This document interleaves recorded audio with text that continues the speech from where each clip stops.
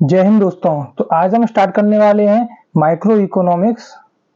और यहाँ पर आपको नोट दिखेंगे साइड में, जैसे कि इस तरीके से। तो आज हम टॉपिक पढ़ेंगे difference between economy and economics. ये स्टार्ट करने का सबसे बढ़िया तरीका है और मैं आपको यहाँ पर बैठ के पढ़ाऊंगा पूरी सीरीज में। तो आप लोग यहाँ पर नोट्स हैं, जो मेरे हैंडरिटन नोट्स हैं, मैंने खुद लिखे हैं, वो आप लोग यहाँ पर देख सकते हैं साथ साथ में। चलिए तो फिर स्टार्ट करते हैं। सबसे पहले आता है आपका इकोनॉमी और सेकंड आपका इकोनॉमिक्स। तो आपको ये समझना है, सबसे पहले हम देखते हैं इकोनॉमी में। It is a framework under which economic activities in a particular area organised.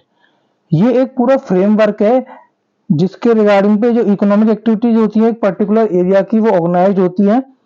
और इसमें सारी मॉनेटरी बेसिस पर ये एक्टिविटीज होती है, नॉन मॉनेटरी बेसिस काउंट नहीं होंगी क्योंकि ये इकोनॉमिक्स है।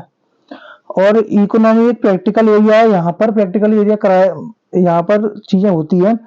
जैसे कि मैं आपको एग्जांपल देता हूँ, जैसे कि इंडिया की इकोनॉमी है ना, और we can say that Pakistan की इकोनॉमी है, श्रीलंका की इकोनॉमी। तो अलग अलग डिफरेंट एरियाज की फ्रेमवर्क की इकोनॉमी होती है, तो उसे हम इकोनॉमी बोलते हैं। इकोनॉमिक एक्टिविटीज में आपके आते हैं production, consumption and distribution of income. अब इकोनॉमिक्स को हम देखते हैं। इकोनॉमिक्स एक ब्रॉडर टर्म है और इकोनॉमी इकोनॉमिक्स के अंदर ही आती है। ये इकोनॉमिक्स पूरा एक सब्जेक्ट होता है। Studying economy by using certain theories, using certain facts, using certain propositions and using certain logics, that discipline is known as economics. Economics एक पूरा डिसिप्लिन है जो कि पूरा थ्योरी होती है, उसमें आपको किस तरीके से क्या करना होता है ये सारा दिया रखा है, पूरा सब्जेक्ट होता है। और जो इकोनॉमी है वो इसका एक पार्ट होता है। ये इंडियन इकोनॉमी हम पढ़ते हैं जैसे कि यूपीएससी में, तो वो उसका एक पार्ट होता है, लेकिन ये ब्रॉडर एस्पेक्ट होता है। तो होपफुली आप लोग समझे होंगे। अब हम देखते हैं ओरिजिन ऑफ वर्ड इकोनॉमिक्स। जो इकोनॉमिक्स है उसका ओरिजिन किस वर्ड से हुआ है? एंशिएंट ग्रीक वर्ड जो है ओइकोनोमोस।